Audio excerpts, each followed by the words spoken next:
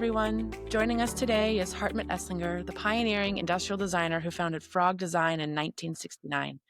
Best known for creating Apple's groundbreaking Snow White design language in the 1980s, he revolutionized how we think about technology products and very much reflects today's conversational theme around change friction.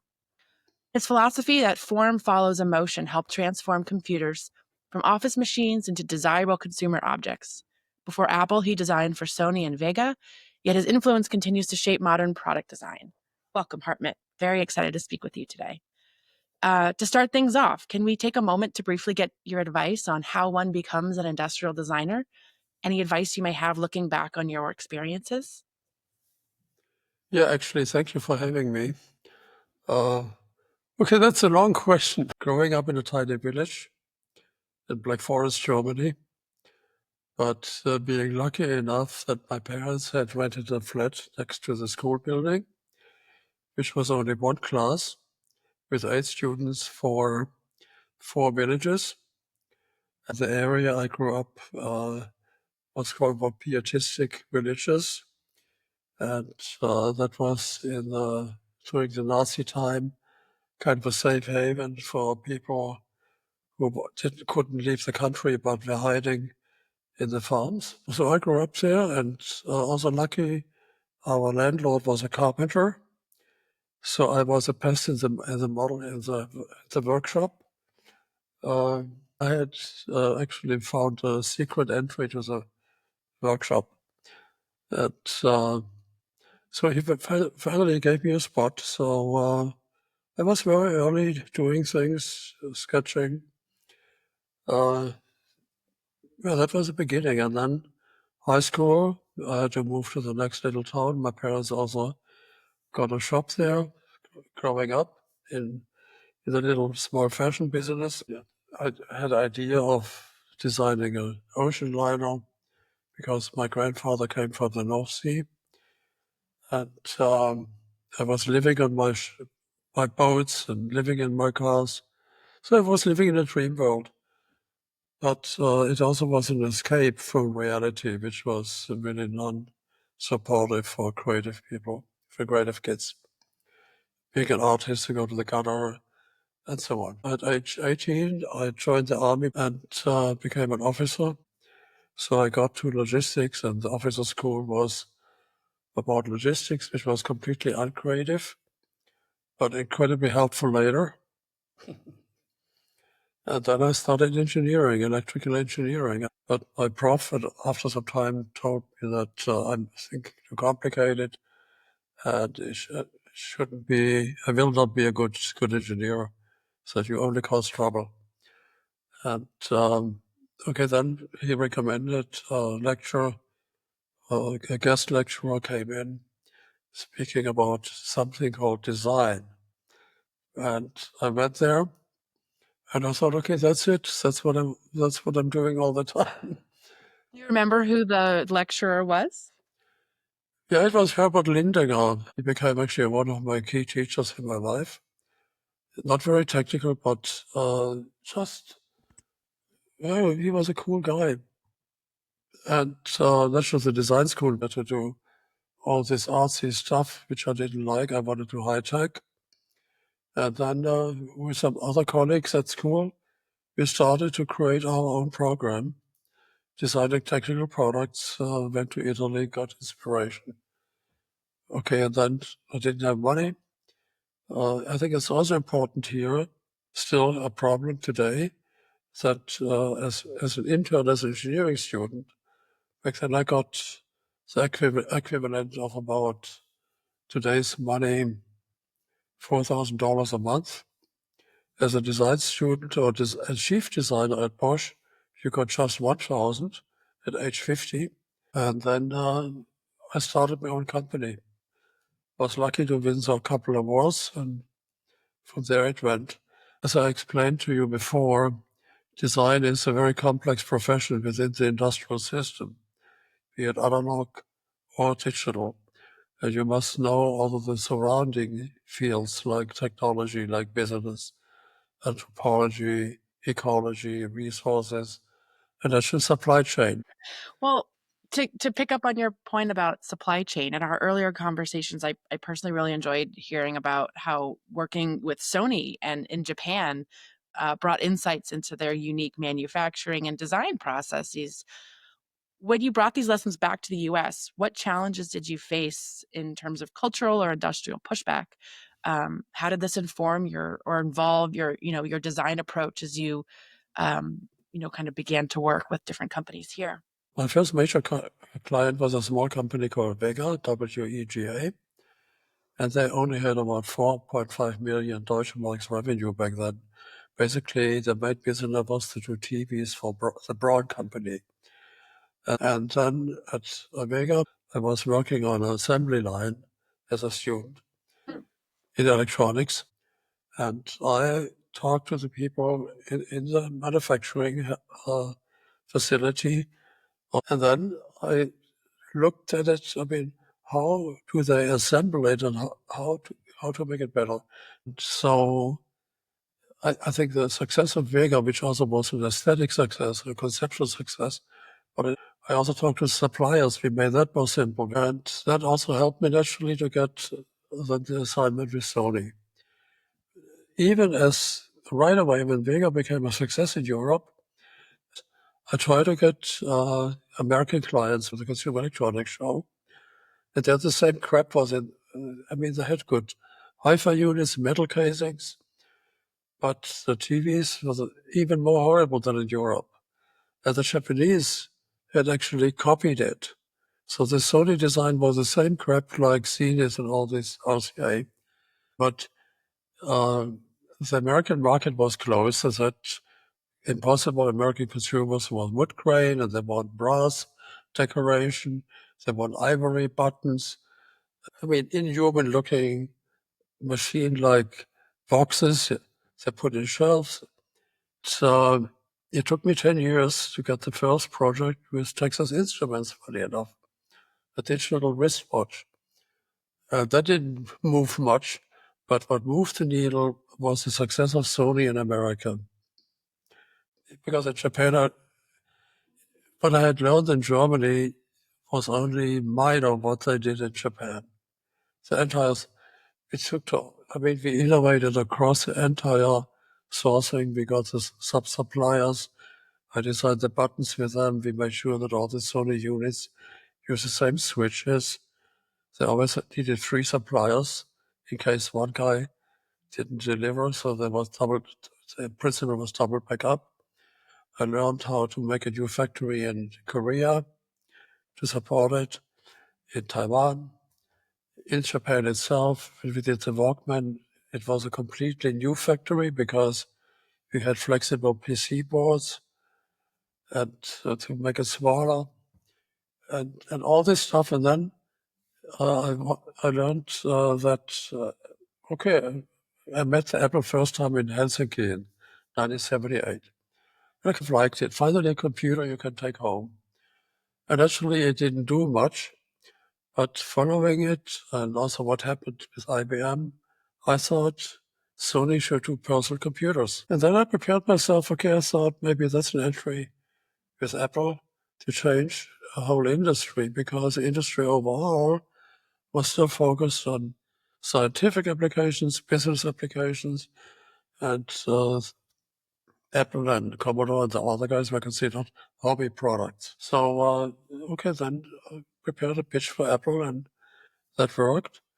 It was very hostile, I must say, because even in Apple back then, everybody wants a computer to be big, bulky, olive, because there will be dirt, and in the olive you don't see the dirt.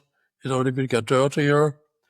I mean, this was kind of an obstructive environment.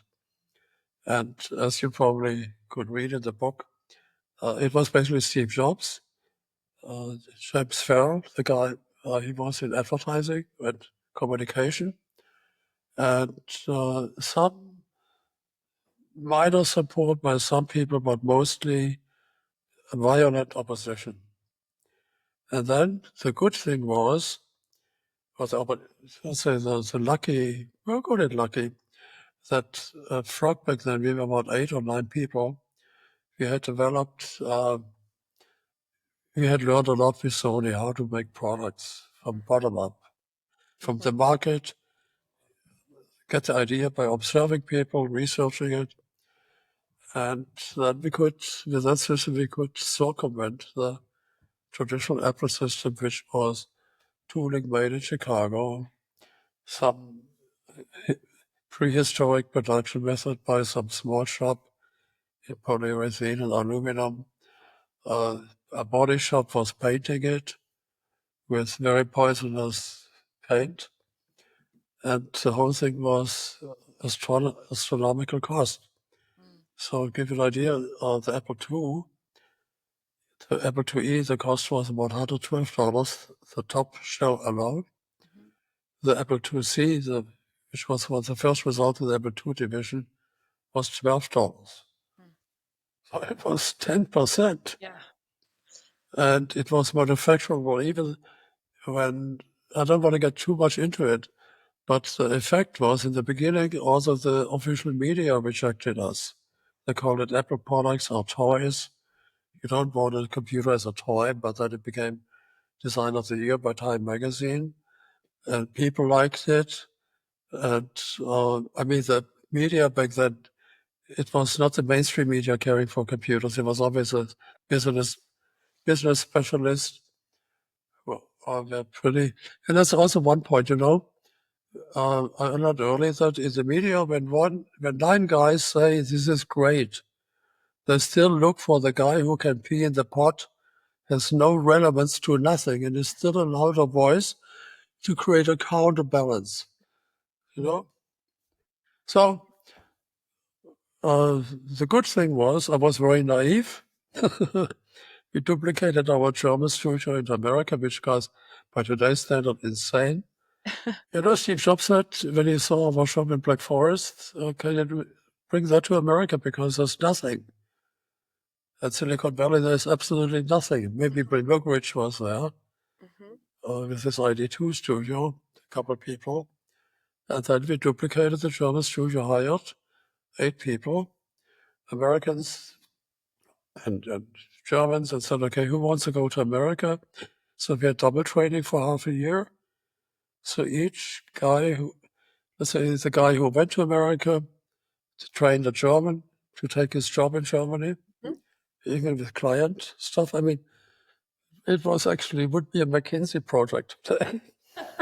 But we just went through and unbelievably we succeeded because, Frog also was kind of, we also created a new system of design agency that first you get paid well, you get respect, number one. Second, when if you come to us, you have a lot of self-confidence because this is a crazy place, but we offer you freedom. Freedom to be as excellent as you want to be.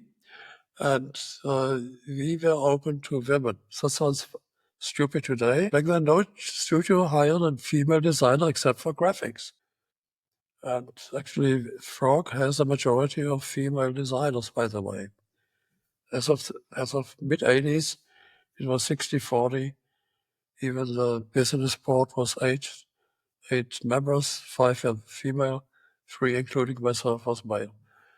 And then we also, because we were provided a holistic solution down to the production, to the market, observing people, we also were economically successful, so we could afford it. So it's not like back then, there was this master guy who dictated everything, and people had to work anonymous to his or her fame.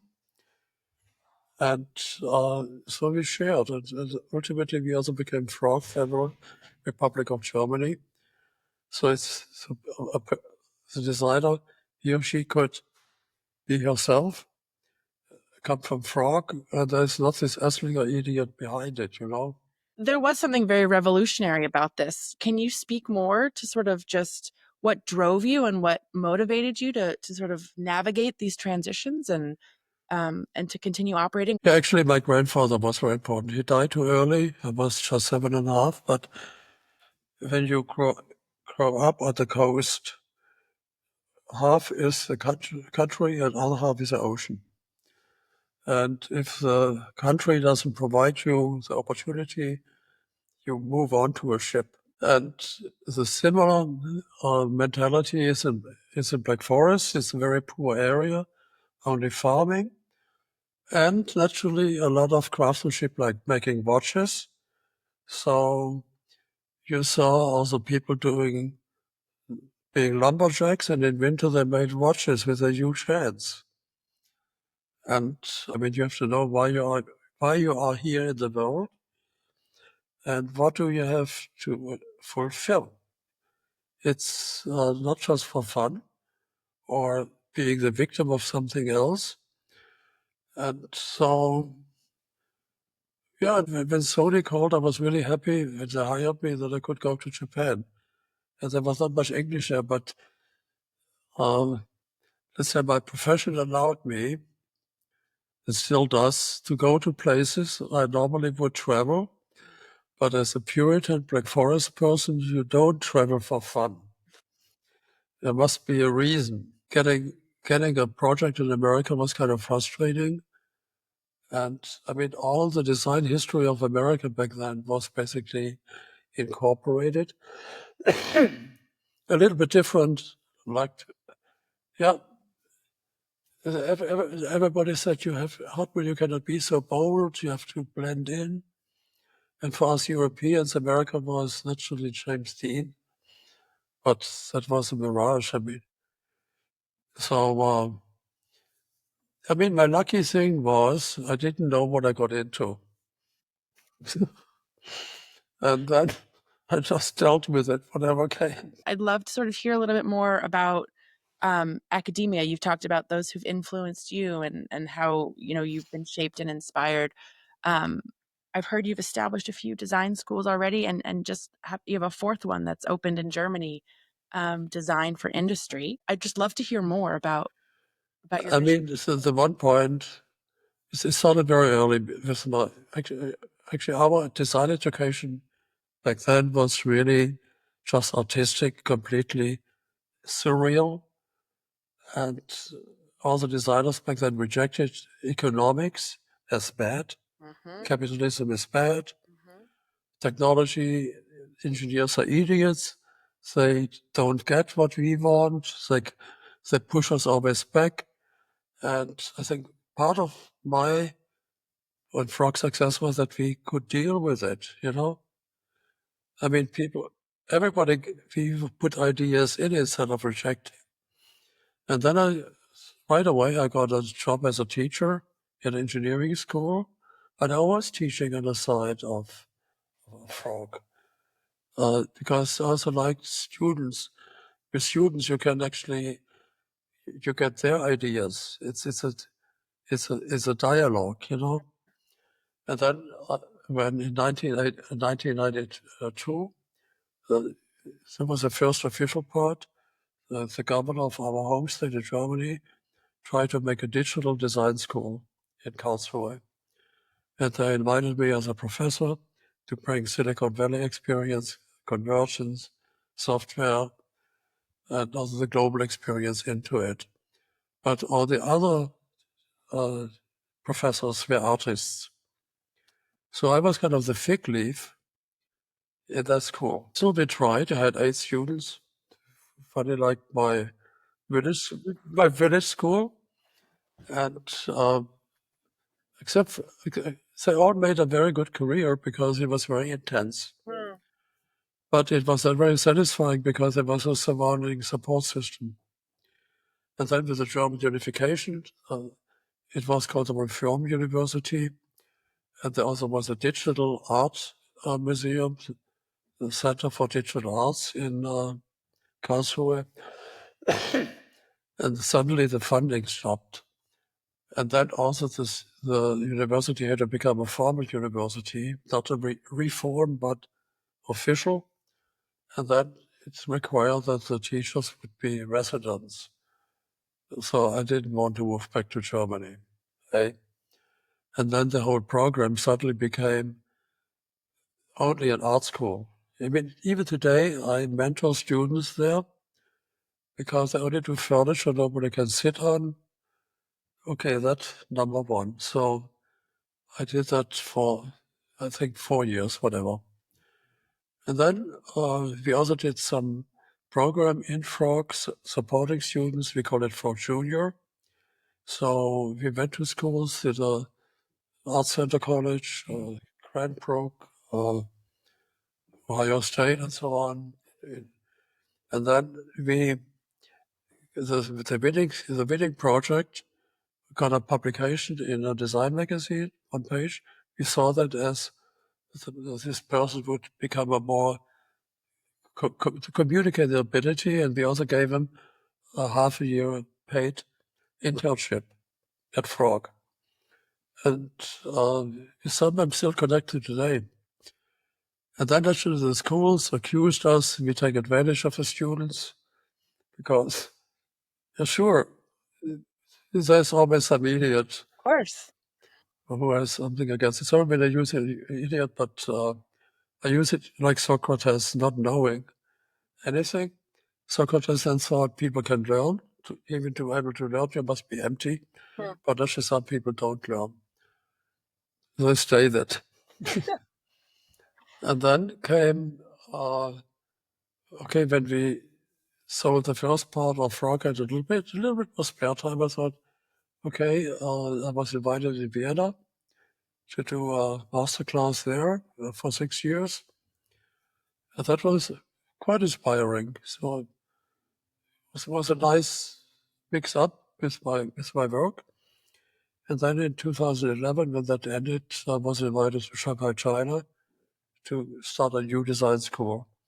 And in Vienna, we already started to have integration with a technical university. We did a medical project with a university clinic about dialysis.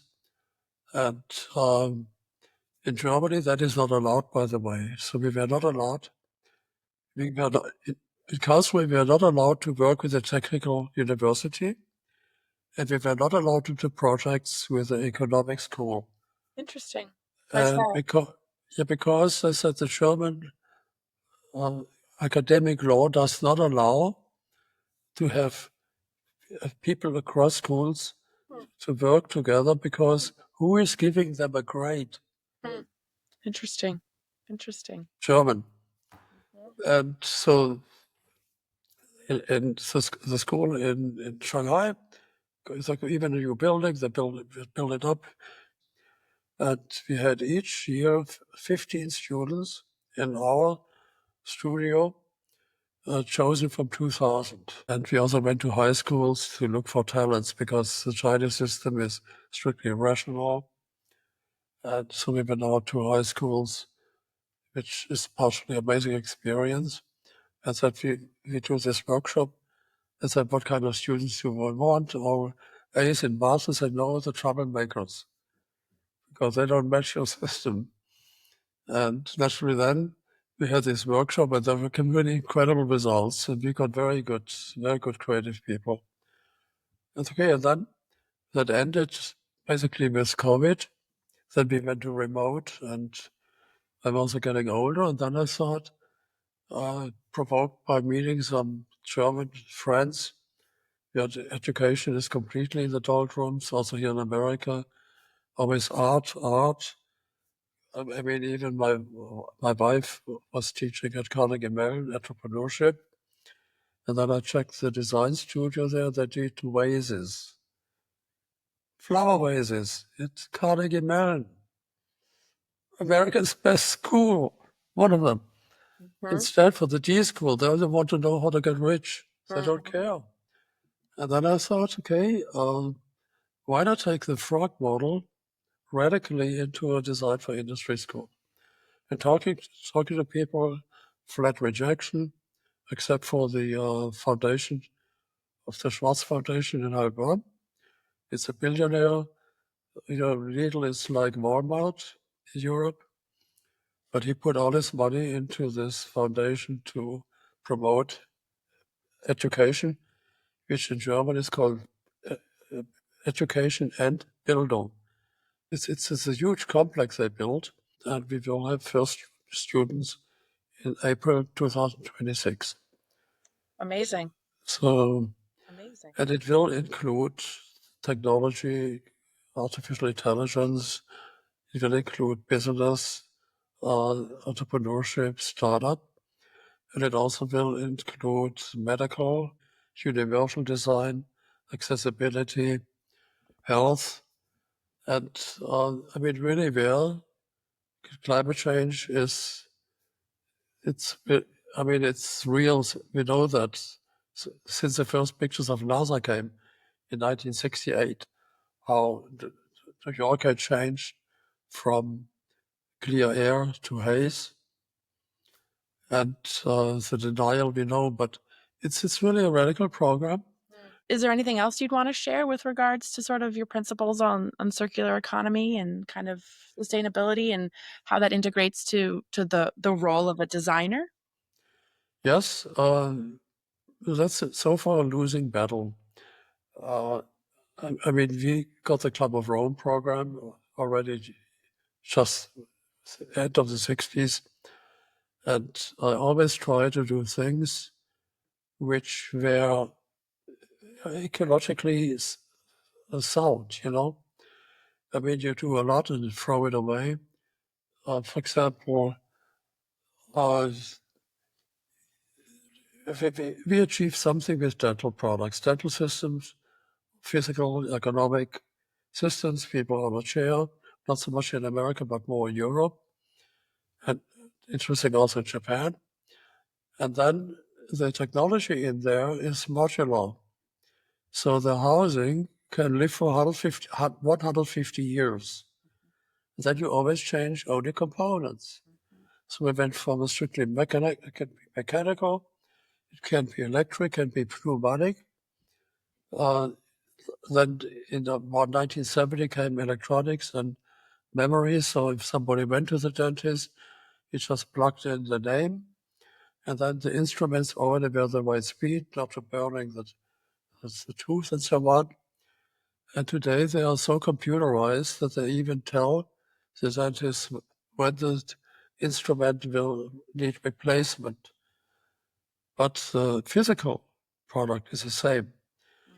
And then we also added, back then it was hepatitis C, so it had to be more hygienic. So that is part of the physical uh, design. And we also put a filter inside, which was the inside air was constantly pushed through a filter, so there couldn't be biotopes inside coming out. And that helped the company when the AIDS epidemic started. And she also always COVID in the meantime anyway. All this, all these bacteria, multi-resistant bacteria. So that company still uses the same physical design. Yeah. But the content changes. So I thought, and actually I also worked with Steve Jobs to make the iPhone modular. I was going to bring that up as Yep. an example how phones have attempted in the past, even. But the problem is, yeah, it makes the product a little bit more expensive.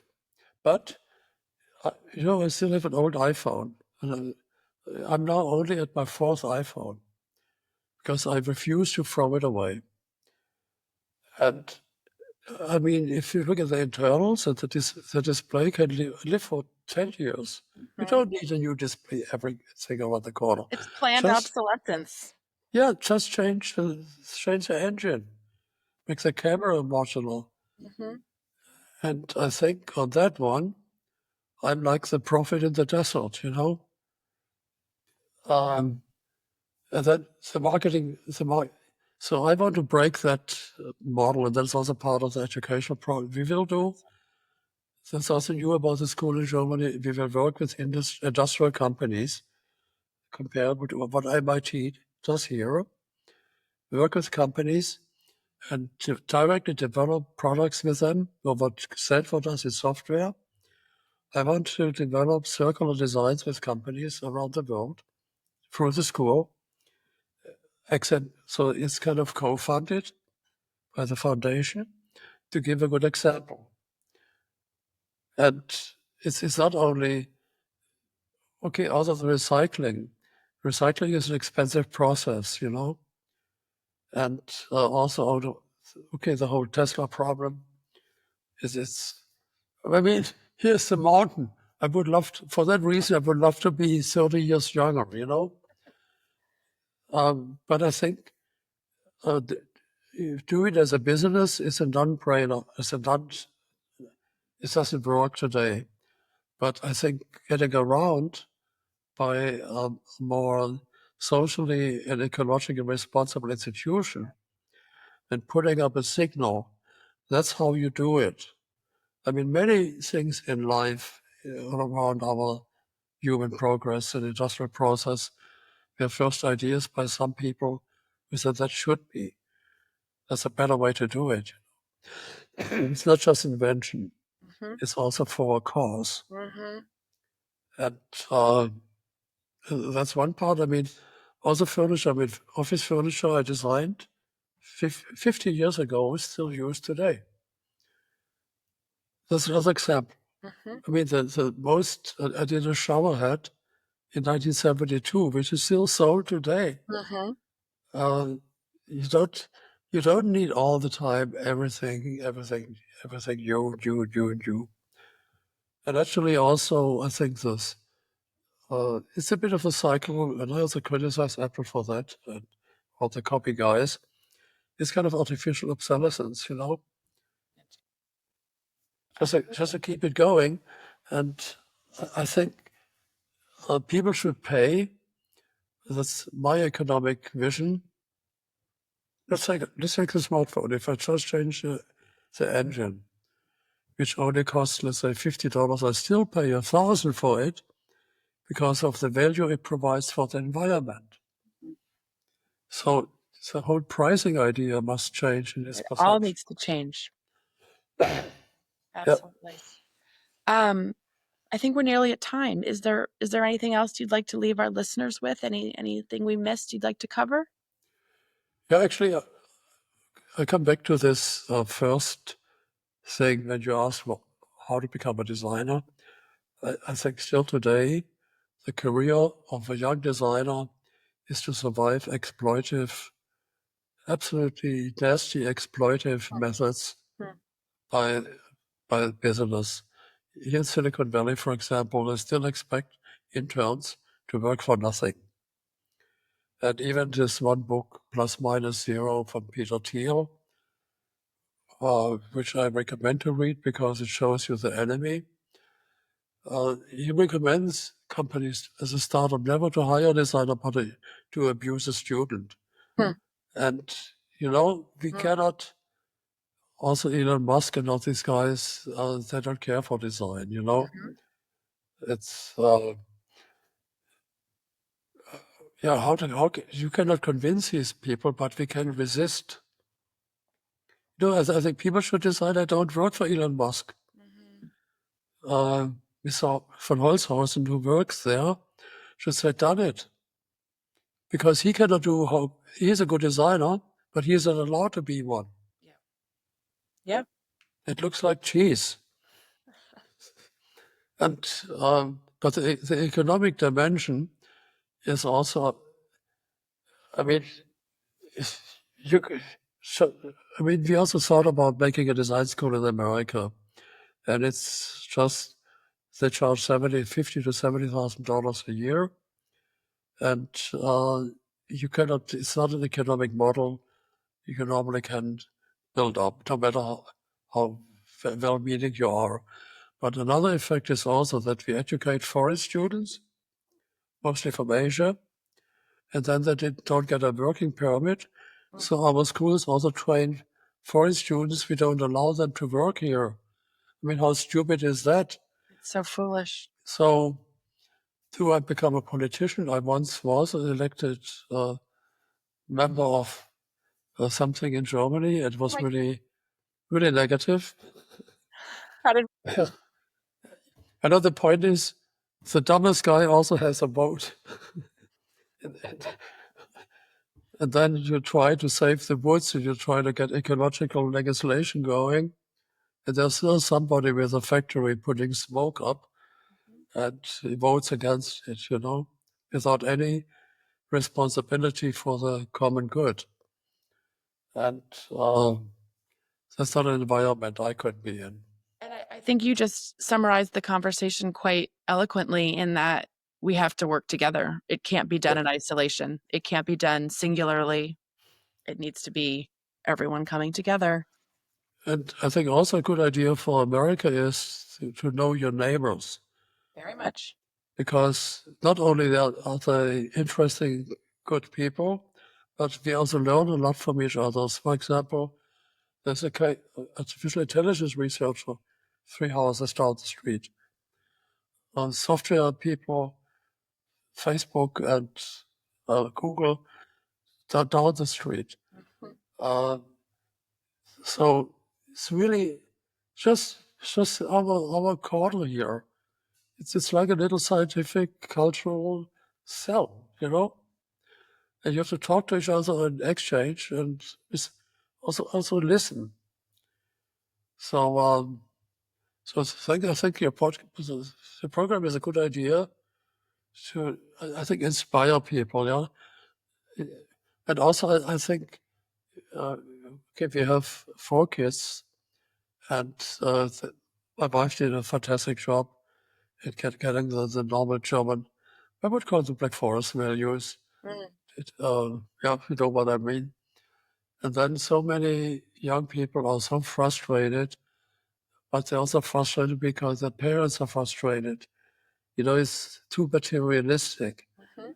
There's not much, it's too much materialism and not much what you get a good feeling about having a spiritual conviction to do something good and, and change things for the better.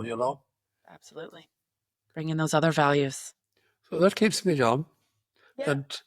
and unpopular with many. But uh, yeah, actually, that's a funny thing.